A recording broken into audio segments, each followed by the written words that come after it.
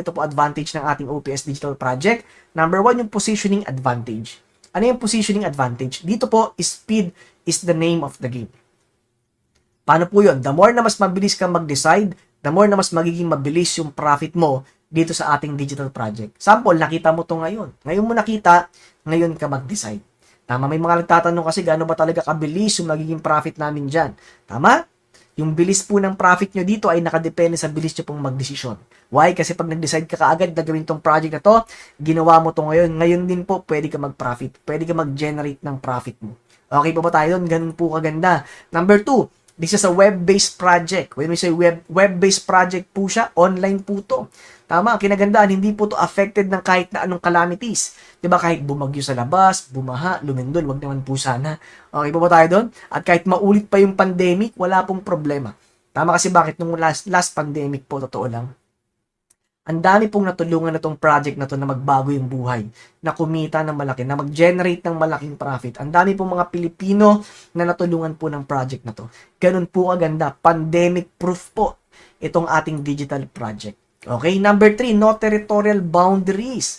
Wala pong territorial boundaries. Tama, kaya kahit nasa ang lupalop ka ng mundo ka, pwede po. Tama, pwede mong magawa. Ito pinakamaganda. Yung pinakapaborito ko, yung tinatawag na inheritance benefit. Ano po yan? Ang kinagandahan dito, ito po ay pwedeng maipamana. Okay? Meaning to say, itong project na to, okay? Ano man yung mangyari sa'yo, pag ikaw po nawala, pag ikaw po natsugi, okay, automatic mapapasa po siya first of kin or immediate family. Kung sino po yung pinakamalapit mo pong pamilya. Tama, sample po ako. Okay, sample po, may nangyari sa akin di maganda na natsugi ako. Wag naman po sana, although lahat naman tayo doon papunta. Okay? Di ba, wag naman agad-agad. Okay, sample, may nangyari sa akin na hindi maganda. Nawala po ako. Automatic, yung account ko po, okay, yung dashboard ko, yung project ko na nakapangalan sa akin, malilipat po yon sa asawa ko. Kung ano man po yung kinikita ko, yung milyon na kinikita ko, mapupunta po sa kanya.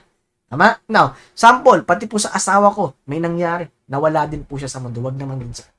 Automatic. Okay? Yung project na po namin, na nakapangalan sa amin, yung dashboard namin, mapapasa po yon sa mga anak namin.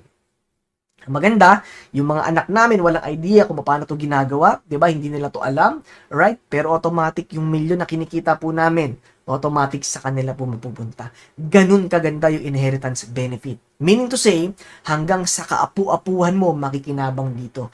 Na ano man yung i-effort na ilabas mo, tama? Ano man yung perang ilabas mo, hanggang sa kaapu-apuhan mo, kapatid, makikinabang. Tama? Sa labas, hindi pwede yun eh. Tama? Kung nasa employment world ka, sinipagan mo, ginalingan mo, na-promote ka, naging supervisor ka, naging manager ka, hanggang sa naging general manager ka, pag ikaw po nawala, hindi pwedeng ang papalit sa'yo anak mo. Tama ba? Di ba, not unless talagang naka-line up na siya at talagang nag-ladderize na siya. Tama? And not unlike dito, kapatid, automatic yung mga pamilya mo kahit wala silang kaalam-alam, yung pinaghirapan mo pag ikaw nawala, sa kanila po mapupunta. Hindi po mapupunta sa wala. Tama? Ganun kaganda. Fast-paced income, number 5. Di ba? Mabilis po yung income. Tama? Kaya marami dito yung iba. Di ba? Kanina, sample kasi natin, 4 lang eh. Pero meron po nakakagawa, excuse me, unang buwan pa lang, 20 na. 20 connections ka agad yun nakuha. Ang pinakamatindi yung connection niya, ang dami din connections. Kaya meron dito, first 3 weeks, nakalahating milyon ka agad. Tama, ganun po kaganda. May iba naman, first 2 months, ilang milyon ka agad yung kinita. Bakit? Kasi ganun po kaganda yung project natin. Ganun kaganda yung sistema. And last but not the least, yung ating strong and effective support system. When we say strong and effective support system, yung sistema po gawa na.